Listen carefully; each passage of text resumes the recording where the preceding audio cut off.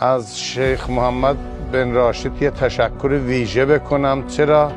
رویاهای فکر میکنه رویاست، اینا را اومده عمل پیاده کرده، کشوری را درست کرده. همه جای دنیا میجا برم دبی. مهدی عظیمزاده هستم. یه بچه 7 ساله بودم که 1 ماه بود مدرسه میرفتم. متاسفانه پدرم فوت کرده. کلاس اول برداشتن گذاشتم پشت فرش. 7 سال همونجوری فرش بافتم. شبا رفتم اچابر درس خوندم. با یتیمه بزرگ شدم. آرزو داشتم همیشه یا خلبان بشم یا پولدار بشم. نفر اول فرش کشور بودم. 15 سال اولین صادرکننده ایرانم. تنها برندی که تو ژنو حساب رسیده برند عظیمزاده است. امروز هم خداوند لطف کرده نفر اول فرش جهان معرفی شدم.